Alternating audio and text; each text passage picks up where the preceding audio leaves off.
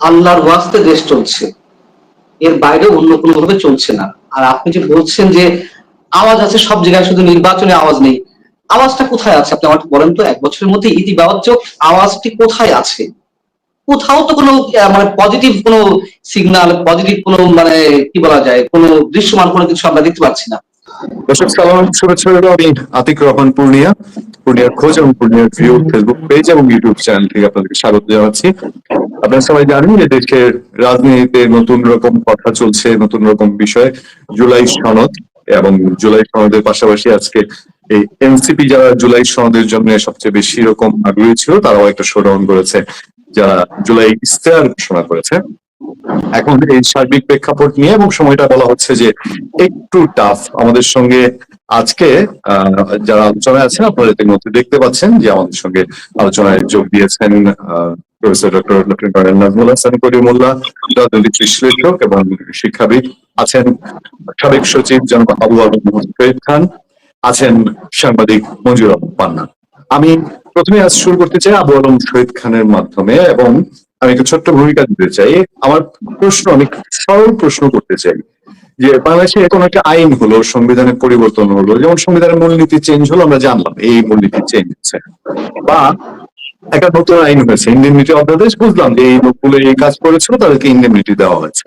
এই যে জুলাই সনদ, এটা নিয়ে ওই সংস্কার কমিশনে আলাপ হলো, তারপরে 3টা দলকে শুধু এটার খসড়া এবং সাংঘাতিক গোপনীয়তার সাথে, পার্লামেন্ট থাকলে এই ধরনের সিচুয়েশনে ওপেন পার্লামেন্টে আলোচনা হয়, জনগণ জানতে পারে, জনগণ কোন দলকে দল যদি জনগণ প্রতিনিধিত্ব করে তারপরও মতামত দেওয়ার একটা সুযোগ থাকে, পত্র পত্রিকায় লেখালেখি হয়, দেশে বিদেশে এগুলো নিয়ে মতামত পাওয়া যায়। কিন্তু এই যে চরম গোপনীয়তার মধ্যে দিয়ে একটা সনদ আগামী পরশু আসছে বলে সরকার ঘোষণা করেছে। তো আমি স্যার কাছে সরল প্রশ্ন, একজন চায়ের দোকানি অথবা একজন দিনমজুর যদি প্রশ্ন করে যে আসলে এই জুলাই সনদটা কি, আমি কি বুঝবো বা আমি কি উত্তর দিব, এটা আমার কি হবে, আমি একটু এই জুলাই সনদ জিনিসটা কি, এটা একটু আমি আবুল শহীদ খান জানতে চাই। আবুল শহীদ খান। আপনার চায়ের দোকানের মতো আমি একটু কনফিউশনে আছি যে এটা কি জুলাই সনদ আর একটা জুলাই ঘোষণা, খুবই কনফিউজ। জুলাই সনদ কি হচ্ছে আর জুলাই ঘোষণা কি হচ্ছে? যতদূর বুঝতে পারি ওনাদের কথাবার্তা দিয়ে জুলাই ঘোষণা হচ্ছে একটা ঘোষণা, যে কি কারণে জুলাইতে এত 36 দিন ধরে আন্দোলন হলো এবং এর প্রেক্ষাপট কি, এই রেজাল্ট অ্যাচিভ হয়েছে, এবং এই ছাত্র জনতা যারা গণ অভ্যুত্থানে যোগ দিয়েছিল তাদের স্বপ্ন, তাদের নেতাদের স্বপ্ন কি ছিল, এই স্বপ্নগুলো কি কি ছিল এবং সেটা কিভাবে বাস্তবায়ন করা হবে। আর জুলাই সনদ যেটা বুঝতে পারছি সেটা হচ্ছে যে এতদিন ধরে রাজনৈতিক দলগুলোর সাথে যে ঐকমত্য কমিশন, যার চেয়ারম্যান হচ্ছেন আমাদের ডক্টর ইউনূস সাহেব, Nobel laureate, vice chairman Ali Riaz এবং আরো ছিলেন, সবাই মিলে যে আলোচনা করলেন এতদিন ধরে, সেই আলোচনার মধ্যে দিয়ে তারা কি কি বিষয়ে ঐকমত্যে পৌঁছেছেন সেটা নিয়ে একটা সনদ ঘোষণা করা, যেখানে জানা যাচ্ছে 164টা আইটেমের মধ্যে 100টার বেশি বিষয়ে তারা একমত হয়েছেন এবং আরো কিছু বিষয়ে তারা কাছাকাছি একমত হয়েছেন, পুরোপুরি একমত হন নাই। এখন সেই সনদটার ব্যাপারে আলোচনা হতে পারে যে এটা কিভাবে প্রকাশ করা হবে, কি কি ঘোষণা হবে, ঐক্যমত যেসব বিষয় হয়েছে সেগুলো নিয়ে সনদটা হবে, নাকি ঐক্যমত হয়নি এমন বিষয় যাদের নোট অফ ডিসেন্ট আছে তাদের কথা তুলে ধরা হবে। একজন নাগরিক হিসেবে আমার মনে হয় যেগুলো ঐক্যমত হয়েছে সেগুলোই যদি তারা সনদে তুলে ধরেন সেটা সবচেয়ে ভালো, এবং সেটা নিয়ে জাতি আলোচনা করতে পারে এবং ভবিষ্যতে পার্লামেন্টে নির্বাচন যখন হবে, নির্বাচনের মধ্য দিয়ে যারা পার্লামেন্টে যাবেন তারা পার্লামেন্টে এসব আলোচনা করে তারা একটা সিদ্ধান্ত নিতে পারবেন। আর যেগুলোতে আপত্তি আছে সেগুলো নোট অফ ডিসেন্ট দিয়ে প্রকাশ করার কোনো চুক্তি নাই, কারণ এই এটার নাম হচ্ছে ঐক্যমত্য কমিশন। ঐক্যমত্য হয়নি এমন বিষয় ঐক্যমত্য কমিশনের আলাপ আলোচনায় বা লেখায় আসবে কেন, আসার কোনো কারণ নেই। এখন এখানে অনেক পণ্ডিত ব্যক্তি আছেন, ইউনিভার্সিটি প্রফেসর, উনি বিদেশে কাজ করেছেন, আরো পণ্ডিতরা আছেন, সকলেই অবশ্যই এনজিওর সাথে কানেক্টেড, তাদের সরকারি কোনো অভিজ্ঞতা নেই, সরকারি কাজের অথবা রাজনৈতিক দলের সাথে কাজ করার কোনো অভিজ্ঞতা নেই।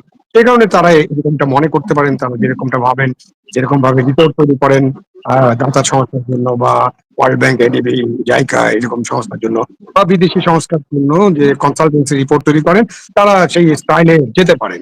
এই হচ্ছে মোটামুটি আমার জানা। আমি এদিকটা একটু যোগ, মানে আপনার কাছে আরো একটু জানতে চাই যে আপনার সাবেক সচিব, আপনি জানেন যে বিষয় কোন দিকে যায়। ঠিক আছে, আপনি যেটা বললেন এটা তো ভালো, একটা দেশে আমরা তো এগিয়ে যাবো, ডেভেলপমেন্ট হবে, এটাই স্বাভাবিক। মানে তাতে করে এই যে গোপনীয়তা, চরম গোপনীয়তা, পার্লামেন্ট নাই, জনগণের মতামত নাই, নির্বাচিত একটা সরকার নাই, তাহলে এরকম একটা ভালো জিনিস হবে, এটা এরকম লুকোচুরি বা লুকোচুরি করা, ধামাচাপা দেয়া, এর মধ্যে দিয়ে কি আছে? এটা কেন হয়? আওয়ামী লীগও তো বলে যে আচ্ছা ভাবে বুঝছে যে আওয়ামী লীগ এই করবে সেই করবে, সতর্কতার চরম, সারা দেশের সতর্কতার মাঝে এটা কেন করতে হবে? এটা তো আরো ওপেন ডিসকাশন, ওপেন জানান। আরো দেখেন যে তিনটা দলকে, এটা মিটিং করলেন আপনি 30-34টা দলের সঙ্গে, বাট আপনি তিনটা দলকে গোপন ভাবে খসড়া দিলেন, ব্যাপারটা আসলে একটু কি খটকা তৈরি করে না বাবুল শেখ খান? শুধু পটকা তৈরি করে না, এটা অন্যায়, অন্যায্য। কারণ হচ্ছে, এবং তারপরে কথা হলো যে আপনি যে কোনো বিষয় জাতির জন্য যেটা করতে চাবেন, জাতিকে এটা জানাতে হবে। এখানে গোপনীয়তা হুঁশিয়ার কোনো প্রয়োজন নেই। এখানেই গোপনীয়তা, সেখানেই ষড়যন্ত্র মানুষ খুঁজবে। এখানেই গোপনীয়তা, সেখানে নানান ধরনের আস্থাহীনতার ব্যাপার আসবে, সন্দেহ আসবে। সুতরাং এইটা তারা কেন এই রিস্ক তারা নিচ্ছেন, তারা সেটা ভালো বলতে পারবেন। বাট এই গোপনীয়তার কোনো কারণ নেই, কেন আপনি তো জনগণের জন্য করছেন। এই জুলাই সনদ বা জুলাই ঘোষণা যদি বাংলাদেশের মঙ্গলের জন্য হয়, জনগণের মঙ্গলের জন্য হয়, তাহলে তো এটা ওপেন থাকতে হবে। এবং আপনি তিনটা দলকে শুধু দিবেন কেন? তাহলে আপনি ধরে নিচ্ছেন এই তিনটা দলই ভবিষ্যতে বাংলাদেশের রাজনীতির নিয়ামক হবে।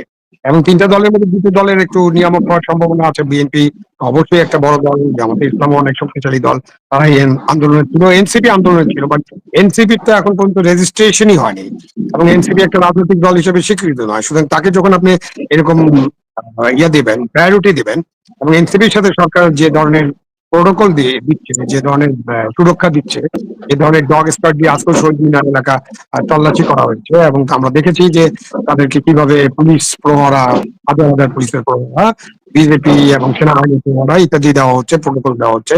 জেলা প্রশাসন তাদেরকে সহায়তা করছেন, প্রশাসন সহায়তা করছেন, পুলিশ সহায়তা করছেন। এটা তো মোটামুটি মানুষজন ধরেই নিচ্ছে যে এনসিপি হচ্ছে ডক্টর ইউনূস সাহেবের রাজনৈতিক দল।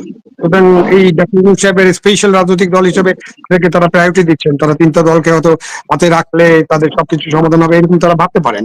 বাট এটা অনার্য এবং এটা সংবিধান বিরোধী, এবং এটা আমাদের যে মৌল নীতি আছে, আপনার স্বচ্ছতা, জবাবদিহিতা, এটা দিয়েছে। আমি নিশ্চয়ই আবার আপনার কাছে আসবো। পান্নার কাছে যেতে চাই। পান্না, আপনি ইতিমধ্যে আপনার চ্যানেল মানচিত্রে আমরা দেখেছি যে আপনি এই বিষয়টা নিয়ে আলোচনা করেছেন যে তিনটা দলকে কেন হঠাৎ এই তিনটা দলকে গোপনীয়তার সাথেই জুলাই সনদ তুলে দেওয়া হলো।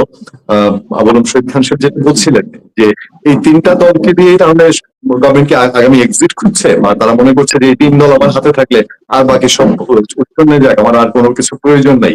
মানে এই গোপনীয়তার তো কিছু একটা হেতু আছে, আর এমন তো না যে দেশের মানুষ কিছুই বোঝে না।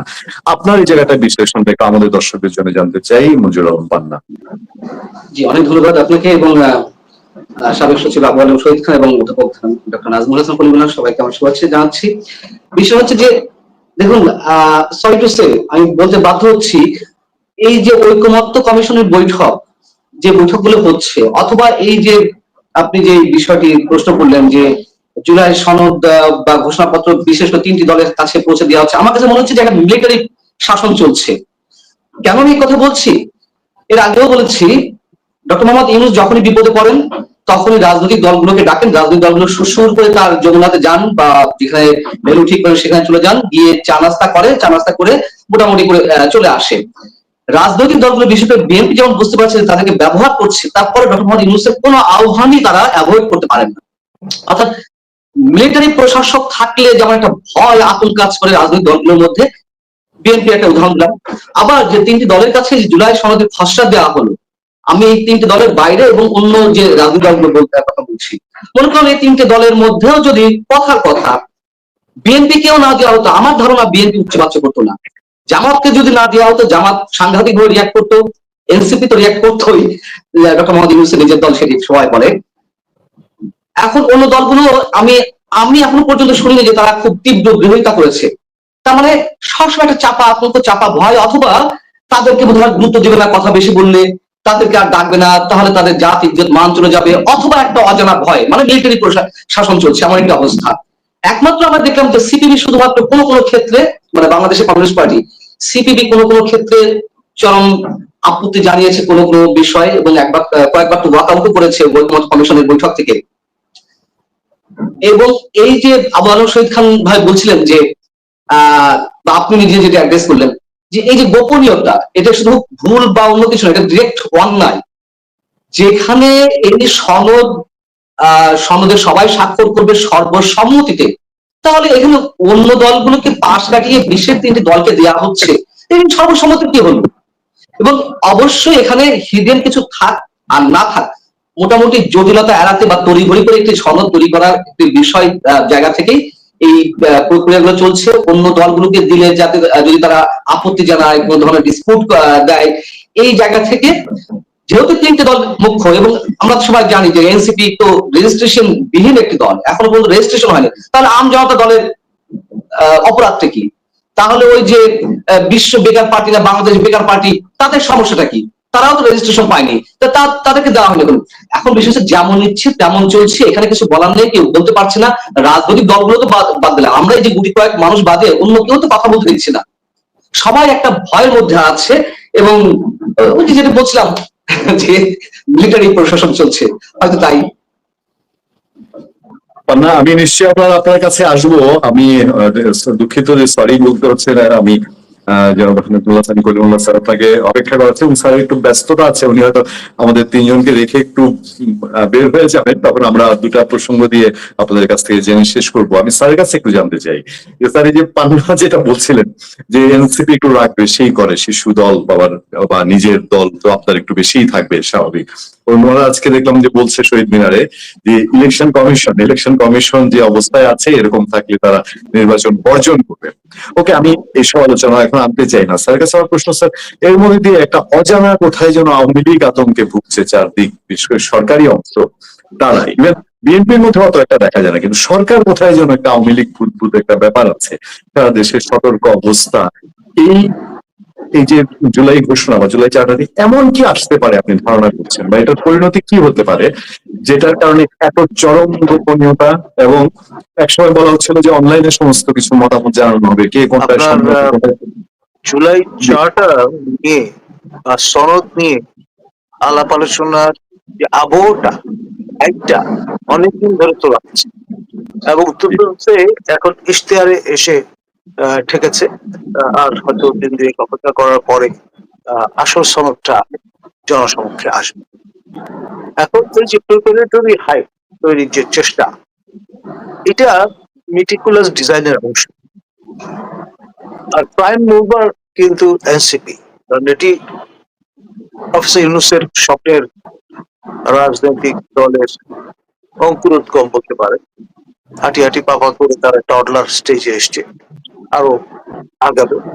আর যেই টকবগে ভাবটা দেখছে, তারা কিন্তু আইন ফর ইলেকশন, তাদের টার্ম সিলেকশন যেটা আপনার, আমরা ঐতিহাসিক ভাবে আন্তর্জাতিক যে প্রত্যাশাটা যে অবাধ সুষ্ঠু নিরপেক্ষ নির্বাচন, ইলেকশন ইঞ্জিনিয়ারিং ব্যতিরেকে ইন্ডিপেন্ডেন্ট ইলেকশন, সেইটা কতটুকু শেষ পর্যন্ত আমরা সংগঠিত দেখবো, সেটা নিয়ে বড় প্রশ্নবোধক চিহ্ন আছে। আমাদের মাননীয় প্রধান নির্বাচন কমিশনার, তিনি কিন্তু প্রথম থেকেই নানান রকম ইঙ্গিত করছেন। যেমন 13 তারিখে লন্ডনে বসে আমাদের মাননীয় প্রধান উপদেষ্টা এবং বিএনপির কর্ণধার তারা যে সমঝোতা করলেন, এবং সেটি জিওবির ওয়েবসাইটে প্রকাশ করা, তিনি বললেন যে এটা কিন্তু দুজনের স্বাক্ষর নেই, বিপক্ষের স্বাক্ষর নেই, সুতরাং এটা কিভাবে বাইন্ডিং বা এটা কিভাবে আপনার প্রামাণিক সেটা বিবেচনা করব। তারপরে তিনি বলেছেন সরকারের পক্ষ থেকে এখন পর্যন্ত কোনো সবুজ সংকেত আমি পাইনি। তো এই যে একটা অ্যাসার্ট করবার চেষ্টা, এটা ন্যাচারালি একটি নবগঠিত দলের নেতৃবৃন্দ ভালো চোখে দেখেনি।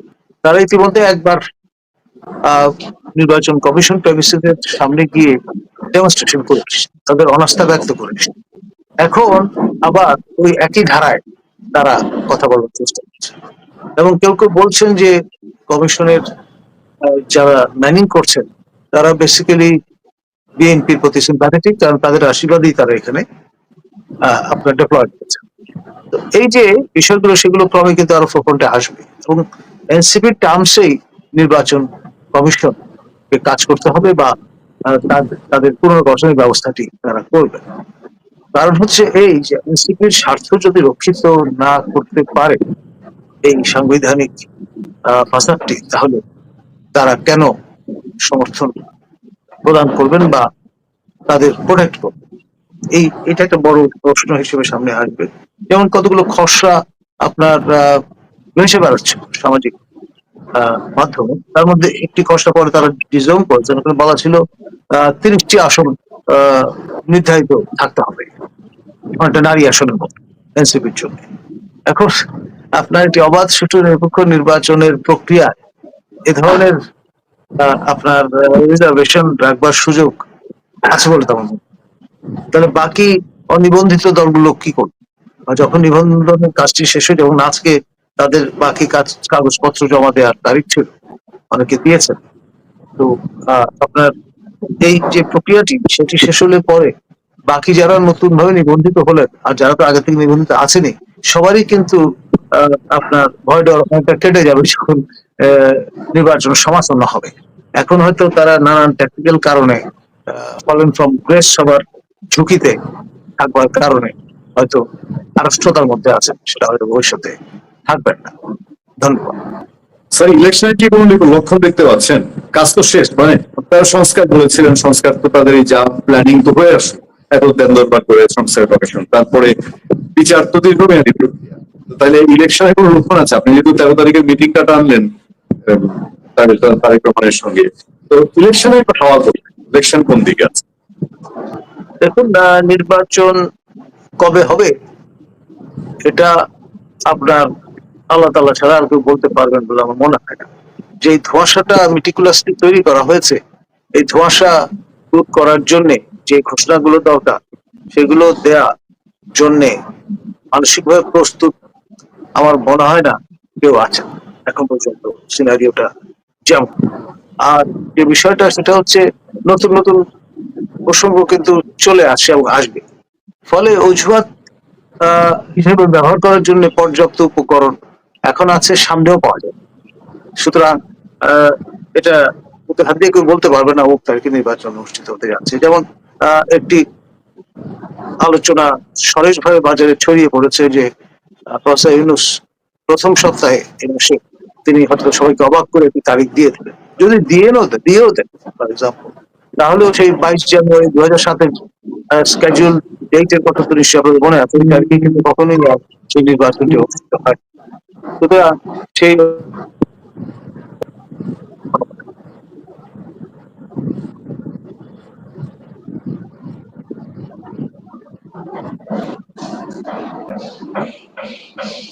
আমি আমি আবারও আবার সৈকত স্যার যেতে চাই যে স্যার আপনার কাছে আমার সব প্রশ্ন আবার আমি চাই আরেকটা শোতে ঢুকতে হবে, স্কেডিউল করা শিডিউলের জন্য আমাদেরকে আগে বলেছে। ধন্যবাদ, অনেক অনেক ধন্যবাদ। আমি আবার সৈকত স্যারের কাছে একটি সরল প্রশ্ন নিয়ে যেতে চাই আবার, সেটা হচ্ছে একটা অন্তর্বর্তী সরকার, নাম বলতে বলা হচ্ছে অন্তর্বর্তীকালীন সরকার, যার মেয়াদ বা অন্য কোনো কিছু সম্পর্কে কারো কোথাও কোনো সুনির্দিষ্ট ধারণা নেই। এর আগে 90 পরবর্তী এরশাদ সরকারের সরকার বলা হতো, 90 পরবর্তী বলা হতো যে গণতন্ত্র উত্তরণের একটা সময়, অত 5 বছর পর একটা ইলেকশন তো হচ্ছে। এরপর শেখ হাসিনা সরকার কেউ বললেন যে স্বৈরাচারী সরকার।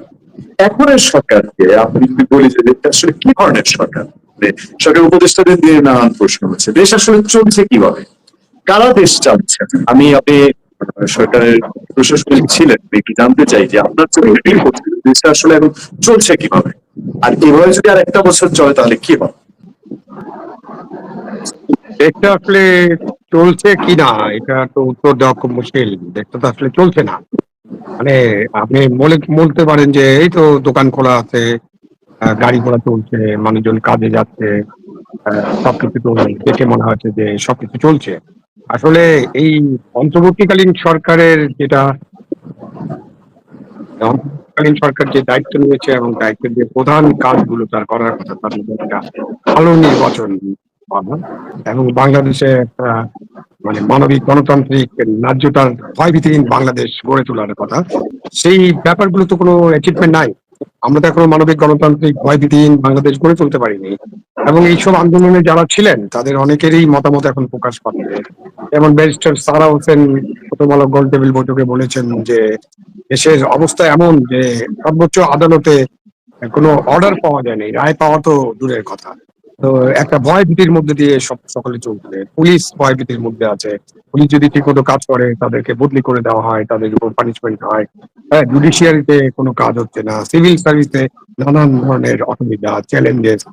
দেশে একটা independent civil service, police service এবং জুডিশিয়ারি গড়ে তোলার কাজটা গত 1 বছরে আমরা এর কোনো অগ্রগতি দেখিনি, এবং এটা একটা বড় কাজ ছিল। দেশে যদি আপনি একটা ভালো নির্বাচন করতে চান, আপনি ভয়ভীতিহীন পরিবেশে একটা নির্বাচন করতে চান, উৎসবমুখর নির্বাচন করতে চান, তাহলে এই সব জায়গায় অনেক কাজ করার ছিল।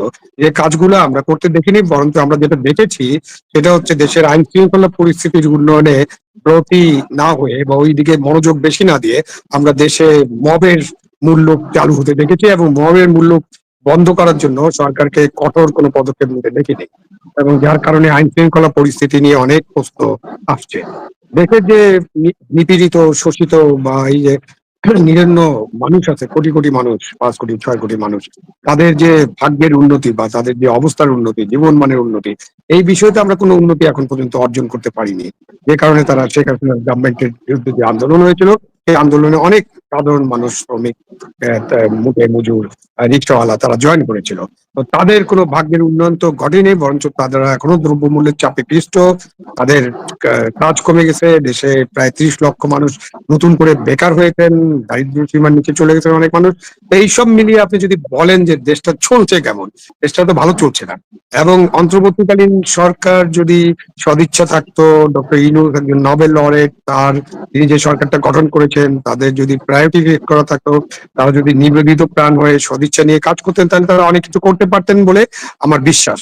কিন্তু আমি এই কোনো কিছু তো হতে দেখছি না, যে কারণে বলা যায় যে দেশটা আসলে ঠিক মতো চলছে না। এবং দেশটা চালানোর জন্য এখন অতি দ্রুত একটা নির্বাচন করা দরকার, এবং একটা ভালো নির্বাচন করা দরকার।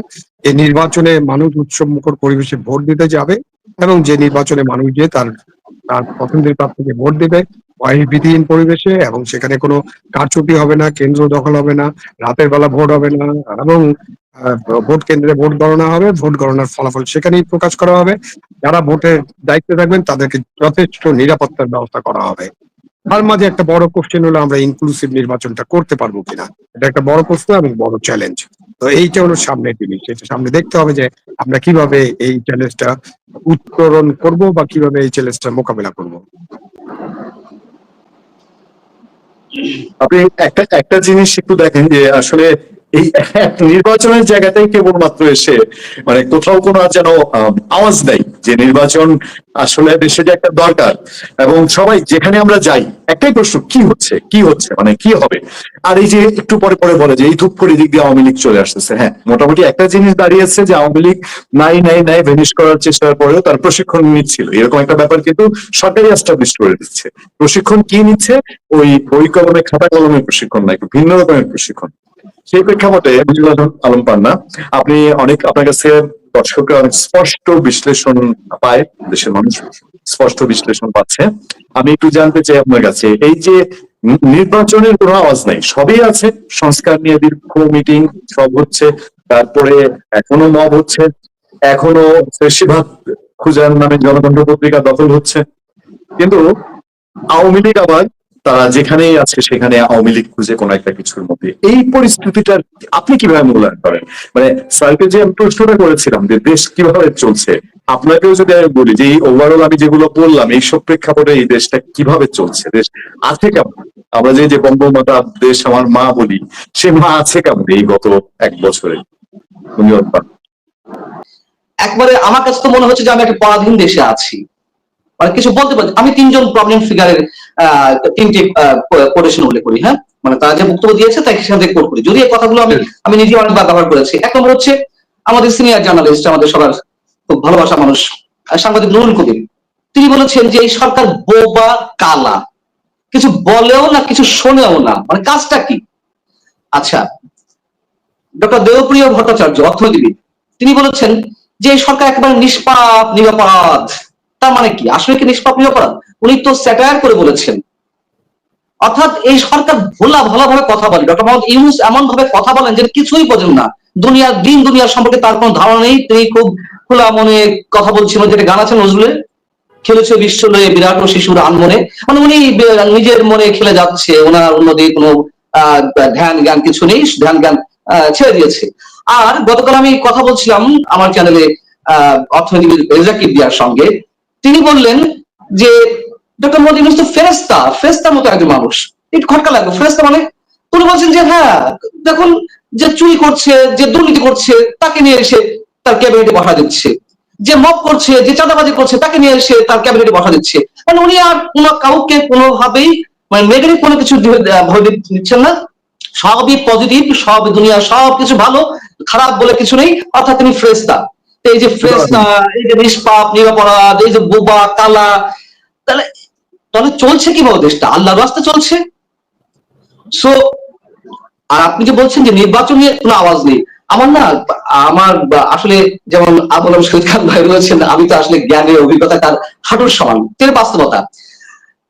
কিন্তু আমার কষ্ট হয় যে কেউ এখনো পর্যন্ত এই সরকারের পদত্যাগ স্পষ্টভাবে দাবি করছে না, নির্বাচনের দাবি করছে। আচ্ছা, আপনার কি মনে হয় যে ডক্টর মোহাম্মদ ইউনূসের অধীনে নির্বাচন সুষ্ঠু হবে? একটা ব্যক্তি বলতে পারবে যে তিনি সুষ্ঠু নিরপেক্ষ অবাধ ইনক্লুসিভ নির্বাচন করবেন? এটা মনে হয় কারো? আচ্ছা, যদি মনে নাই হয়েই থাকে তাহলে আমরা তার অধীনে কেন নির্বাচন দাবি করছি? নির্বাচন হলে তো আরো একটি সংকট দাঁড়াবে, হাজার হাজার কোটি টাকা অপচয় হবে।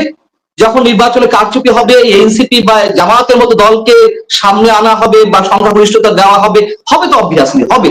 এখন অনেকে বলছেন যে না না, বিএনপি যেহেতু নির্বাচনে আছে এত সহজ হবে না, সব রুখে দাঁড়াবে। আরে রুখে দাঁড়াতে গেলে তো যে পরিমাণ সন্ত্রাস হবে, যে পরিমাণ ব্লাডশেড হবে, আমরা সে পথে কেন যাব? কেন সেই সুযোগটি করার, মানে সেই সুযোগটি ডক্টর মোহাম্মদ ইউনূসকে দেবো বা এরকম একটি অস্থিতিশীল পরিবেশ সৃষ্টির সুযোগ দেওয়া হবে? যেহেতু তার অধীনে কোনো নির্বাচন হবে না, এবং এই সংশয় তো এই মুহূর্তে সবচেয়ে বড় যে রাজনৈতিক দলটি বিএনপি, তারাও অসংখ্যবার বলেছে যে তা নির্বাচন সুষ্ঠু হবে কিনা আমরা সংশয়ে আছি, বা নিরপেক্ষ হবে কিনা। এবং এরা তো ওই যে একটু আগে বলছিলাম যে মিলিটারি শাসন চলছে, কেউ স্পষ্ট করে কিছু বলছে না, সবই শুনছে, সবই জানছে, সবই বুঝছে, কিন্তু স্পষ্ট করে বলছে না। তাহলে কেন এই সরকার অধীনে নির্বাচনটা দাবি করতে হবে? এবং আমার মনে হয় যে এই সরকার নির্বাচন, এটা আমি জানি না, কোনো ইনফরমেশন আমার কাছে নেই, তবে আমি ইকুয়েশন এবং আমার সিক্স সেন্স থেকে আমি বলতে পারি যে মনে হয় সম্ভবত ডক্টর মোহাম্মদ ইউনূস কোনো নির্বাচন দিবেন না অথবা দিতে পারবেন না, তার আগেই তার সম্ভবত বিদায় ঘটবে, সেটা যে প্রক্রিয়ায় হোক না কেন। অনেক অনেক অনেক ধন্যবাদ মঞ্জুর আলম পান্না, আপনাকে অনেক ধন্যবাদ। আমার প্রায় শেষ প্রান্তে আমি আবু আলম শহীদ খানের কাছ থেকে দুটি ছোট্ট প্রতিক্রিয়া জেনে শেষ করতে চাই। একটা হলো, পান্না যে কথাটা বললেন, আদতে এই গভর্নমেন্টের পদত্যাগের আওয়াজ কি সামনে আসতে পারে কিনা যথেষ্ট না আমি জানি। আপনি সরকারের একজন খুবই খুবই গুরুত্বপূর্ণ এবং সফল আমলা ছিলেন, এবং আপনার যে বিশ্লেষণ আমরা পাবো সেটা বাস্তবতার নিরিখে পাবো। সামনে কি হোয়াটস নেক্সট, মানে সরকার শেখ হাসিনার অজনপ্রিয় বা করুণ পরিণতি হতে 17 বছর সময় লেগেছে। 1 বছরের মাথায় একটা সরকারের জনপ্রিয়তা কোনো ভোটে না হলেও মাঠের টেস্ট তো আমরা বুঝি এই জায়গায় যেতে পারে, এটা বোধহয় ডক্টর মোহাম্মদ ইউনূস সাহেবই দেখেন। তাহলে তার পরিণতি কোন দিক যাচ্ছে, নাম্বার ওয়ান। আর সামনে এই অবস্থা চলতে থাকলে কি যারা সক্রিয় রাজনীতিবিদ তাদের মধ্যেও কি তার পদত্যাগের আওয়াজ উঠতে পারে? তিনি কি ইলেকশন করার মতন ক্যাপাবিলিটি রাখেন, সেই আস্থা জনগণে অর্জন করতে পেরেছেন? এদিকে শেষ করতে চাই আবু আলম শহীদ খান। দেখেন, ভোটের মাধ্যমে যে জনপ্রিয়তা যাচাই হয় বা ভোটের মাধ্যমে যে সরকার গঠিত হয়, আর ওই মাঠের জনপ্রিয়তা মাধ্যমে যে সরকার গঠিত হয়, এটা আকাশ পাতাল তফাৎ। সুতরাং ওই মাঠের জনপ্রিয়তা বলতে আমরা কি বুঝি? একটা বড় আন্দোলন হলো, সেখানে লক্ষ লক্ষ মানুষ ঢাকা নগরে সমবেত হলো, এটাকে যদি আপনি মানে 12 কোটি ভোটারের বা 18 কোটি মানুষের সমর্থন মনে করেন, এটা মনে করার কোনো কারণ নেই। সুতরাং একটা অন্তর্বর্তীকালীন সরকার তাদের যে কাজগুলো আল্লাহর ওয়াস্তে চলা দেশটাকে ইউনূস সরকার চাইটা কি? বা এই সরকারের সাথে এনসিপির যে দহরম মহরম সখ্যতা বা এনসিপি কে যেভাবে প্রোটোকল দেওয়া, তাতে এনসিপি এখন সরকারি দল। এনসিপি সরকারি দল হয়ে যাওয়ার জন্য এই ইউনূস সরকার একটা নিরপেক্ষ নির্বাচন বা নিরপেক্ষ স্বাধীন নির্বাচন করতে পারবেন কিনা, এটা অনেকেই প্রশ্ন করছেন, এবং এটা একটা বিগ চ্যালেঞ্জ। এবং তার মাঝে আপনার অন্তর্বর্তীকালীন সরকারের সময়ই আমাদের যে সর্বোচ্চ আদালত হাইকোর্ট ডিভিশন থেকে আগের যে তত্ত্বাবধায়ক সরকার ব্যবস্থা বাতিল করা হয়েছিল, সেটি আবার বাতিল করে দেওয়া হয়েছে। তার মানে তত্ত্বাবধায়ক সরকার ফিরে আসার একটা সুযোগ সৃষ্টি হয়েছে। এটা এখন উচ্চ আদালতে পেন্ডিং আছে, সরকারই আপিল করেছেন। কেন আপিল করেছেন সরকার ভালো বলতে পারবেন, কেন এই আন্দোলন আপনি শেখ হাসিনা বিরোধী আন্দোলনের সূচনা কিন্তু তত্ত্বাবধায়ক সরকার থেকে। এখন তত্ত্বাবধায়ক সরকার নেই বলেই আপনার 14, 18, 24 নির্বাচন এত নিয়ে এত কথা। 14-তে একতরফা নির্বাচন, 18-তে রাতের বেলা নির্বাচন, 24-এ আমি তুমি দামির নির্বাচন। এই তত্ত্বাবধায়ক সরকারটা ছিল মূল বিষয়। সুতরাং এখন তত্ত্বাবধায়ক সরকার ব্যবস্থা ফিরিয়ে আনার একটা সুযোগ সৃষ্টি হয়েছে। তো আগামী নির্বাচন ইউনূস সাহেবের অধীনে যদি জনগণ মনে করে, অথবা পলিটিক্যাল পার্টি, এখন তো পলিটিক্যাল পার্টিকে মনে করতে হবে, তারা যদি ইউনূস সাহেবের অধীনে সুষ্ঠু নির্বাচন নিয়ে আশঙ্কা প্রকাশ করে, তাহলে নিশ্চয়ই তারা তত্ত্বাবধায়ক সরকারের দাবিটা তুলে ধরবে, বা তত্ত্বাবধায়ক সরকারের এই শুনানিটা শেষ হওয়া দরকার। এবং দরকার হলে একটা তত্ত্বাবধায়ক সরকার গঠিত হবে, নির্বাচনকালীন তত্ত্বাবধায়ক সরকার। সেটা আমার মনে হয় যে সেটা একটা বড় সমাধান, এবং সেই সমাধানের পথে আমরা যেতে পারি। এটা নির্ভর করবে অনেক বিষয়ের উপরে, রাজনৈতিক দলগুলো কি মনে করেন এবং তারা কি পথ খুঁজে নিতে চান সেটার উপর নির্ভর করবে। আর ইনক্লুসিভ নির্বাচনও নির্ভর করবে যে রাজনৈতিক দলগুলো কিভাবে এই নির্বাচনটাকে দেখবেন। যদি নির্বাচন ইনক্লুসিভ না হয়, তাহলে নির্বাচন নিয়ে এটা আবার আগের মতো প্রশ্ন আসবে যে একটা বড় অংশকে বাদ দিয়ে আপনারা কিভাবে এই নির্বাচনটা করলেন। এই প্রশ্নটা শুধু অভ্যন্তরীণ ভাবে না, সেই প্রশ্নটা আন্তর্জাতিক ভাবেও উত্থাপিত হবে। কিন্তু এগুলো এই আগামী নির্বাচনের সবচেয়ে বড় চ্যালেঞ্জ। ইউনূস সরকারের অধীনে একটা ভালো নির্বাচন হবে বা নিরপেক্ষ নির্বাচন হবে, এটা কিন্তু নিয়ে অনেক প্রশ্ন এখনই উপস্থাপিত হচ্ছে, উত্থিত হচ্ছে। সুতরাং এটা একটা বড় আলোচনার বিষয়, এটা আলোচনা করতে হবে। ওকে, অনেক অনেক অনেক ধন্যবাদ। আমরা অনুষ্ঠানের শেষ প্রান্তে মঞ্জুর আলম পান্না, অসংখ্য ধন্যবাদ ও কৃতজ্ঞতা, এবং জনাব আবু আলম মোহাম্মদ শহীদ খান, আপনার দুজনকে কৃতজ্ঞতা জানিয়ে আজকের মধ্যে এখানে শেষ করছি। ভালো থাকবেন, সুস্থ থাকবেন।